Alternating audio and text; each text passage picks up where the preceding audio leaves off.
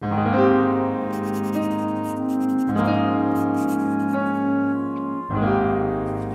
it is Thursday, August 3rd, 2023. I'm Chris Remo, and welcome back to the New York Times Crossword Daily Solve.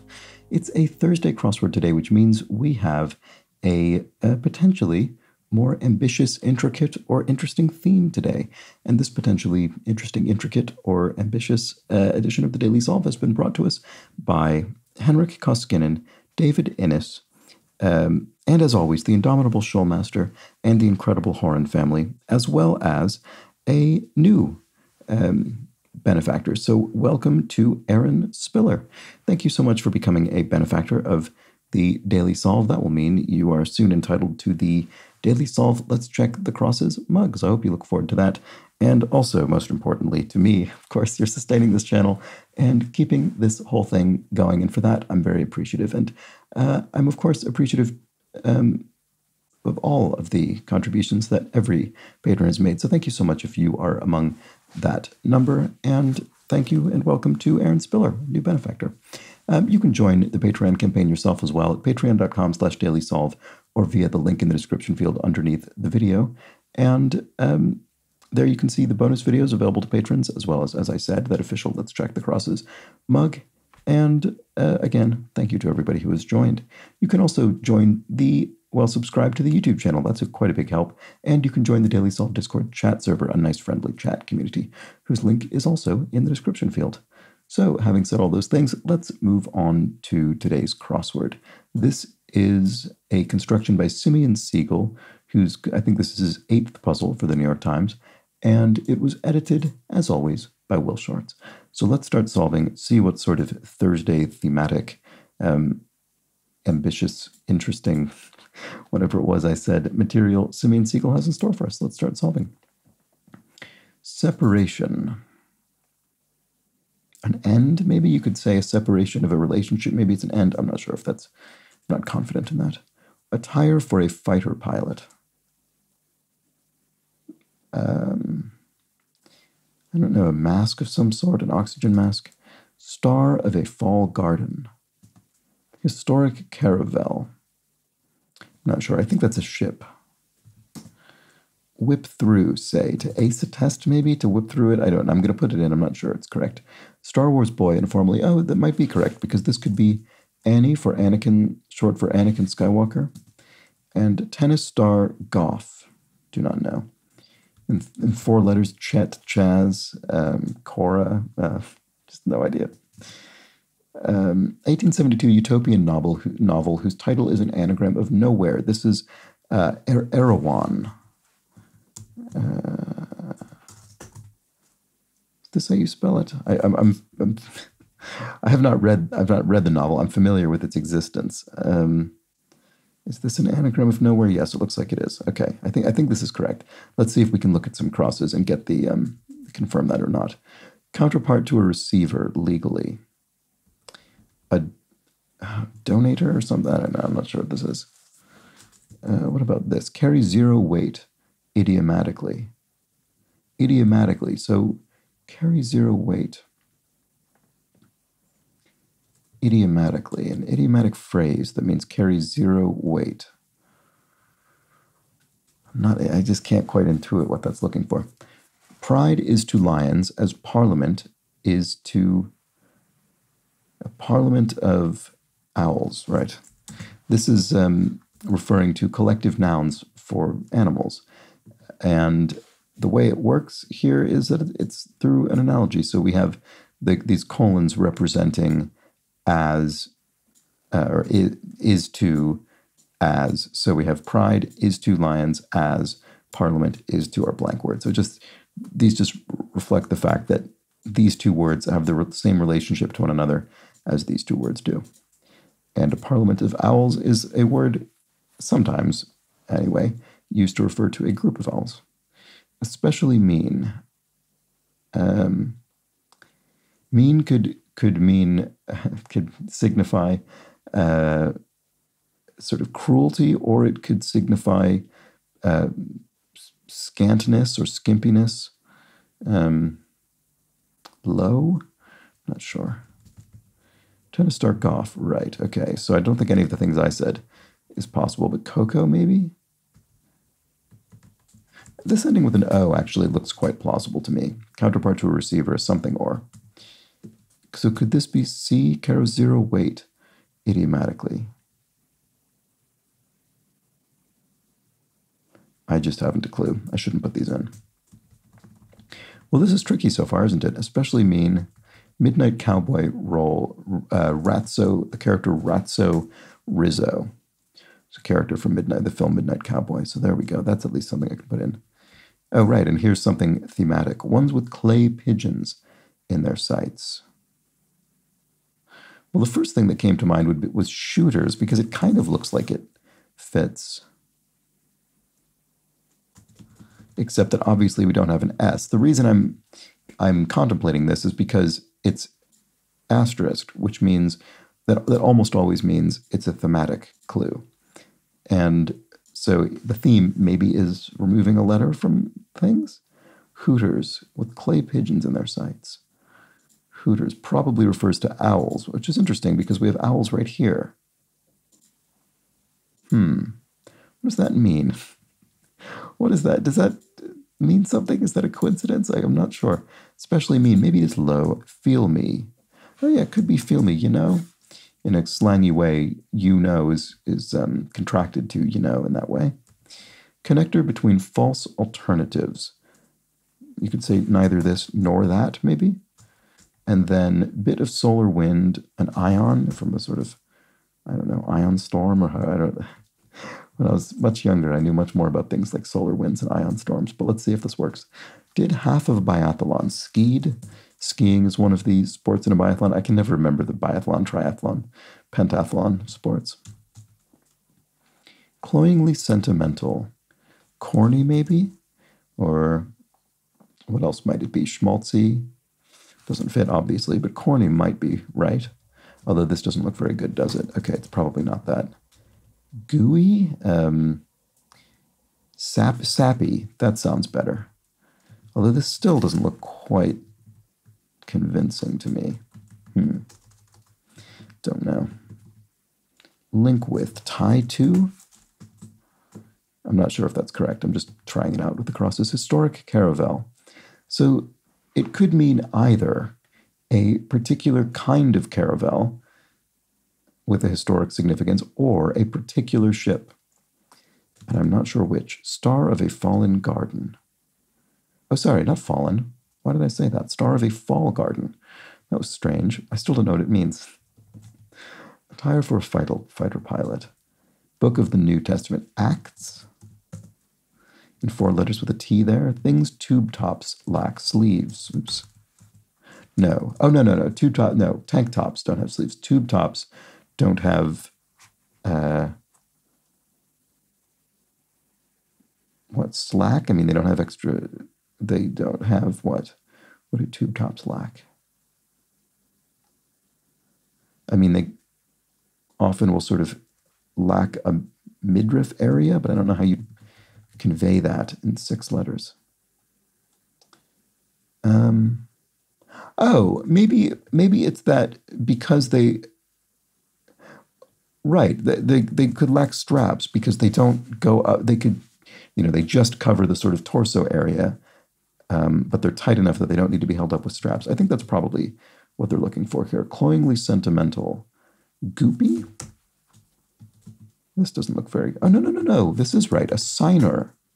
Counterpart to a receiver, legally, a signer. This will be, I think, something to do with sort of estate law and the transferring of goods as stipulated in a will, I think, probably. Attire for a fighter pilot. I mean, this is looking all right. Oh, maybe this is Nina Pinta in the Santa Maria. This might be one of the ships Christopher Columbus's crew sailed to the New World, the Nina, the Pinta, and the Santa Maria, which are, as a school child in the U.S., you learn those ship names. I suspect not very well known outside of the U.S. Maybe Italy, I don't know. In any case, or Spain, perhaps. I only say Italy because Christopher Columbus is such a popular figure among Italian Americans, but Let's see, separation. Carry zero weight idiomatically. I'm not sure. Attire for a fighter pilot. What am I missing here? I'm just not seeing what's going on. Noise? Sorry about this. The reason I'm just bashing my head against this wall here is because I'm not going to get any other help from crossing answers elsewhere in the grid. So, star of a fall garden. So maybe we're not. Maybe the star is in quotation marks, which I should have been paying more attention to. Maybe it just means a kind of standout element of a fall garden. I don't know particularly what makes a fall garden. Maybe it's because, I don't know, things wouldn't be in bloom there, so the ones that are the stars. I don't know. But I do know that an aster is a kind of flower that is commonly clued in the crossword. So that could simply be the answer. And then a gap, as in a separation between, surfaces would be a gap. Okay, so there we go. So, a G suit, of course, I do know that phrase, for gravity suit. So a G suit to help the pilot in the sort of high gravity environment. And then carry zero weight. Oh, cut noise? No, it doesn't seem. Carry zero weight. Cut no ice? I don't think I know this at all. I have no idea what this phrase is. I'm sorry about this. I wonder if this is a very current piece of slang. Cut no ice. I don't recognize it. Often I can at least recognize these things, but in this case, I just don't. Maybe it's either an old phrase or a new phrase. It's either, predates me or is too new for me to know, I guess. But maybe that's not true. Maybe it's everybody knows it except for me. Who knows? All right. Certain bowling alley buttons are returns, ball return, certain bowling alley buttons. Something, pins, I'm not sure.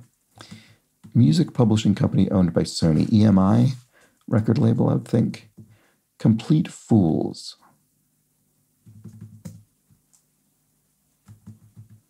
I'm guessing this is going to be another missing letter thing, but I'm not sure. Rickety piano in old music biz slang.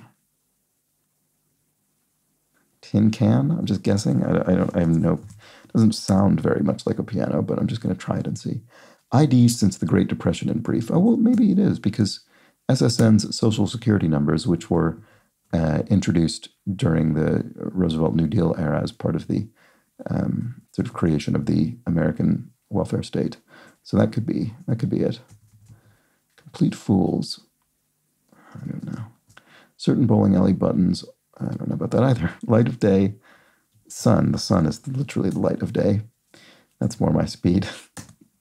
Language in which crossword puzzle is Kruk Vortenigmo. I don't know. Let's see. What language would fit here?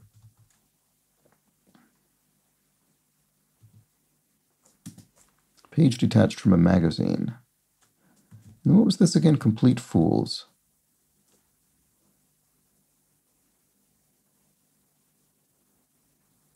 Something amuses? That's a word. I'm just trying to think of. I don't know. Boy, this is not my day, is it? High traffic hospital areas, ICUs, intensive care units. Oh, it could be ERs, emergency rooms.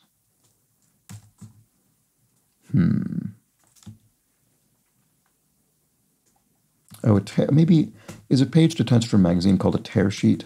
I don't think I actually know that phrase, but it just sounds like it would be what you might call that sort of thing. I think that's probably right.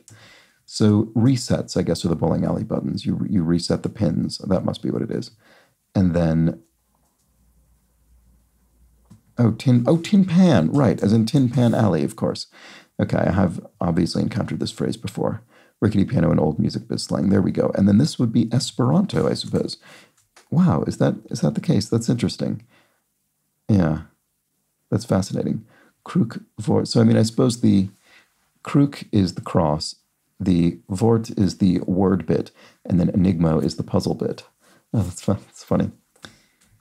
Okay, resets, amuses, and tin pan. I saw seeing someone recently discuss how there's a whole network, I guess, of global. There's a global network of people who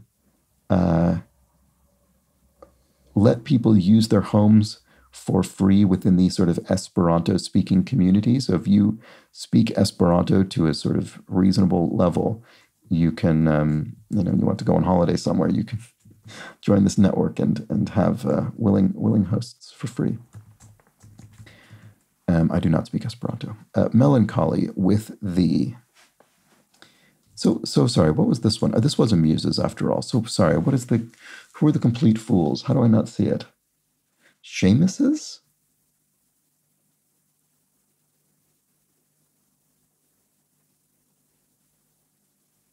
What am I missing? I'm missing something about this theme.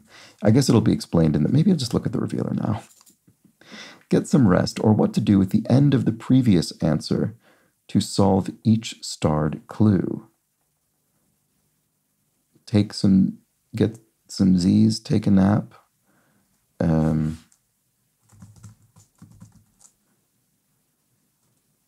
Snap. If this were shooters, the S. Snap shooters? No. Skeet shooters?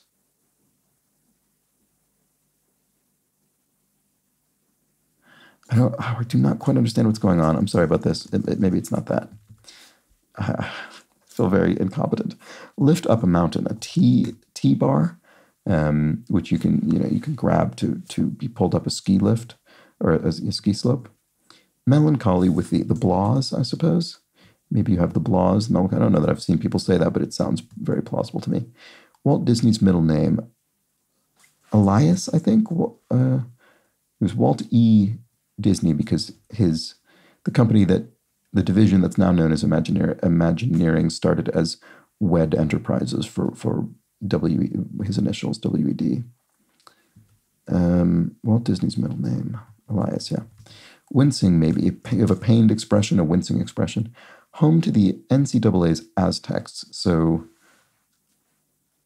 South Dakota, maybe? No, that can't possibly be true. It's San Diego State University. I should know that. I largely grew up in San Diego. There we go. I was not quite thinking properly about the university bit, which is, of course, and I was thinking, why would the Aztecs be in South Dakota? But the NCAA is the National Collegiate Athletic Association or something like that. It deals with university sports. So echoes are reverberates. I mean, it could be the verb. I mean, yeah, that could be berates. That's a word. Then before we'd have R-E-V-E-R. I mean, I think I'm sort of scratching at how this theme works, but I'm just not one with clay pigeons in their sights. So these are, what is that called? Isn't that called skeet shooting?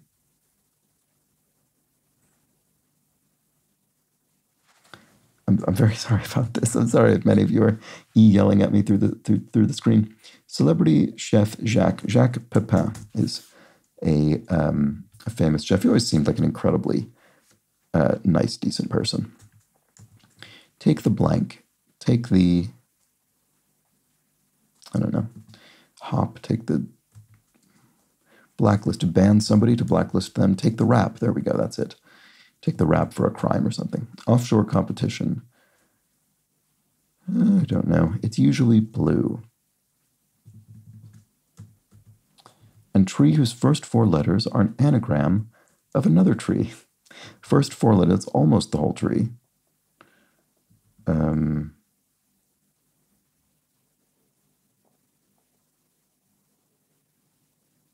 not sure, sorry.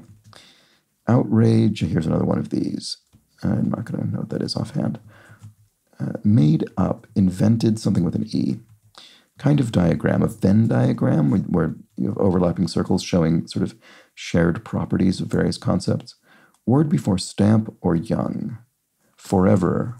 Forever young is a phrase, and a forever stamp is terminology used in the U.S. to indicate that regardless of what the current postage is for a first-class stamp, the forever stamp will always be equivalent to it.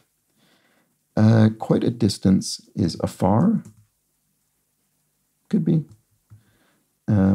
Here we have De Blank Show. I'm guessing this is De Ali G Show, the satirical interview show hosted by Ali G, the alter ego of Sacha Baron Cohen.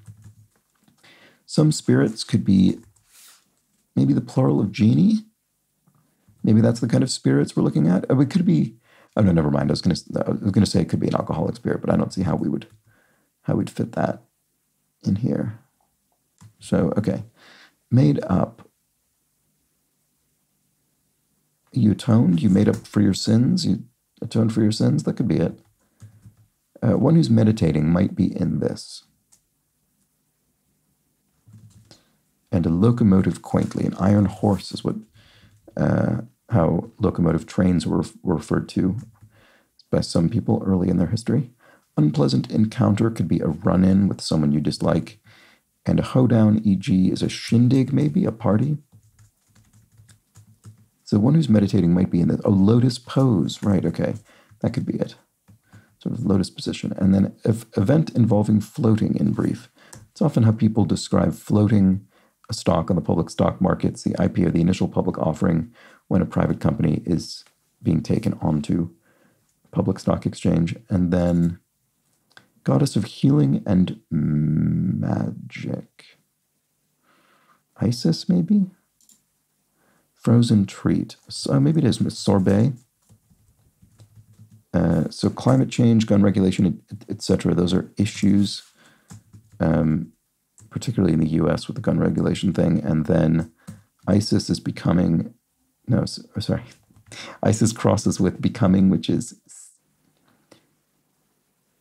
I mean, becoming could be sort of turning into, but it could also mean you're very becoming. It's very, it suits you, what you're wearing. It's very becoming. Yeah, so seemly. Yes, that meaning of becoming would be seemly. It's very seemly. It's becoming. It works well. It looks good. Anyway, a mooch could be a bum, maybe. And an undulating swimmer could be an eel, a fish. And then spaced out. If you're a bit spaced out, maybe you could be described as ditzy, a bit, out to lunch.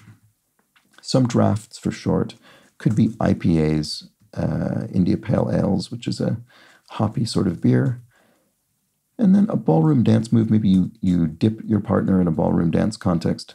It's usually blue. And offshore competition, a regatta, a sailing competition. I always forget how to spell this with an E. That looks more correct to me. It's usually blue. Oh, denim, as in denim jeans. And then tree's first four letters are an anagram of another tree. Right. So what could it be? Maple? Palm. Yes, okay. There it is. Just needed that. So maple tree, its first four letters can be anagrammed to palm, which is a different sort of tree. Okay, fake is phony, not real. Taboo in one of the 10 commandments.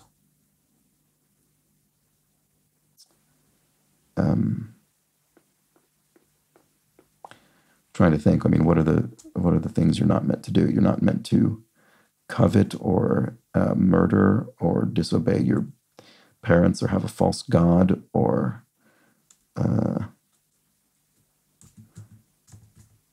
theft, I suppose. Covet thy neighbor's goods. Outrage. Something nation, sort of outrage. What is the... There's quite obviously a word for outrage that ends in nation, but why can I not think what it is? I mean, this is ridiculous. Even with this bit filled in, I can't seem to bridge the gap. Indignation.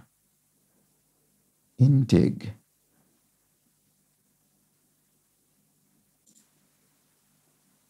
I'm just going to have to see what this is. Oh, right. Take 5? Oh, is that all it is? Is that all it is for taking 5 letters away? Oh, no. Is that what it is? Indignation. Echoes, reverberates, hooters. What are these actually called? Complete fools. Ignoramuses. Yes, that's 5 letters. So it's something shooters. It's a 4-letter word followed by shooters. Ones with clay pigeons in their sights. I just can't think what this is called.